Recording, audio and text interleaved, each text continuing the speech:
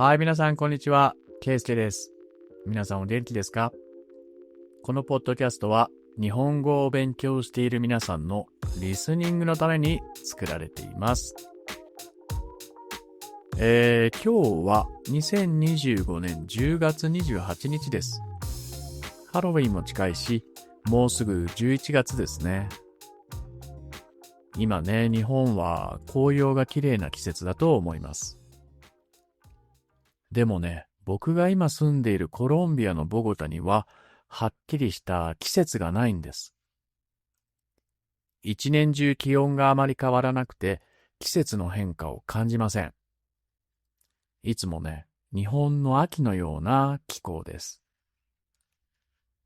日本にいるときは季節の変化を感じて、春になればお花見に行ったり、冬になって寒くなると、そろそろお正月だな、とか思っていました。でもね、季節が変わらないボゴタにいると、ちょっと不思議な気持ちになります。クリスマスもお正月も寒くない。それから僕の誕生日の7月は暑くない。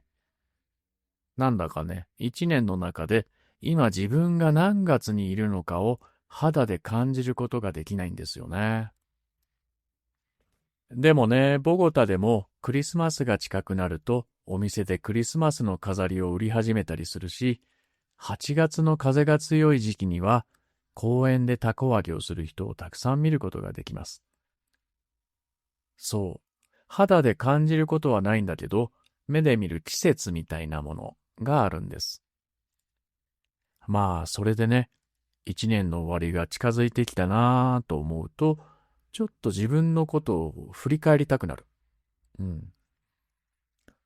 今の自分はどうだろうとか、少しは成長したかなとか。それで今日は自分のことを少し振り返って感じた自分らしさについて話してみたいと思います。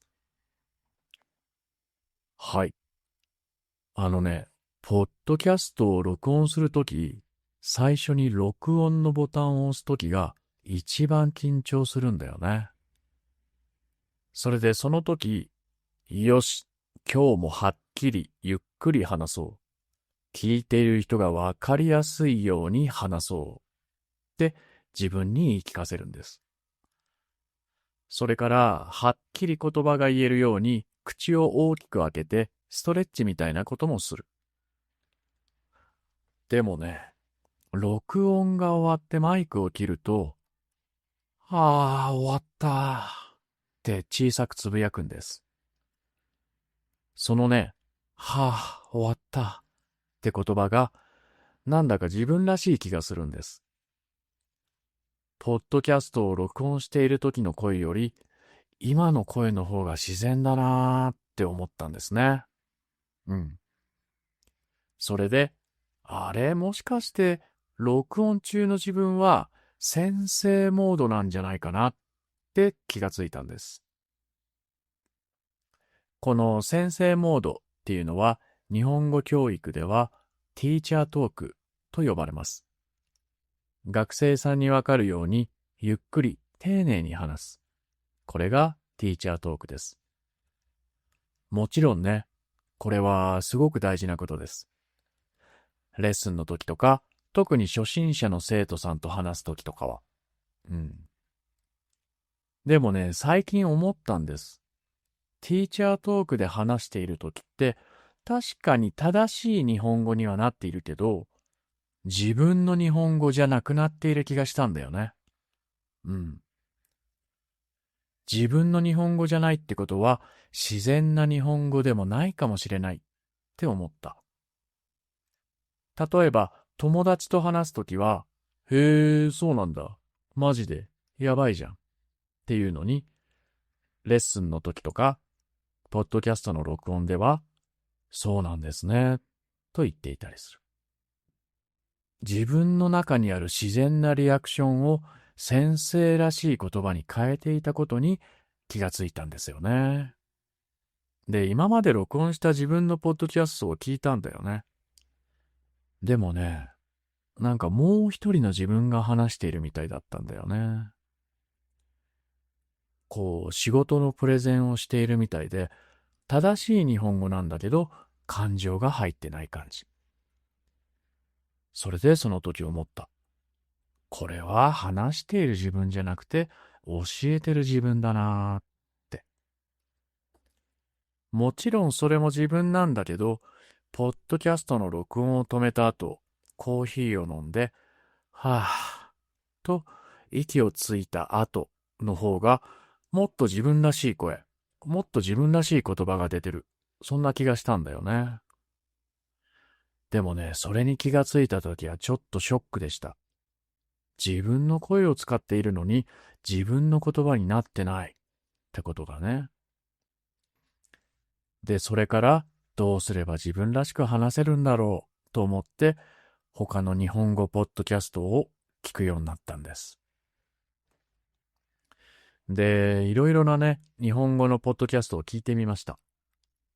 でも、同じ日本語を学ぶための番組でも、話す人によって番組の雰囲気が全然違うんですよね。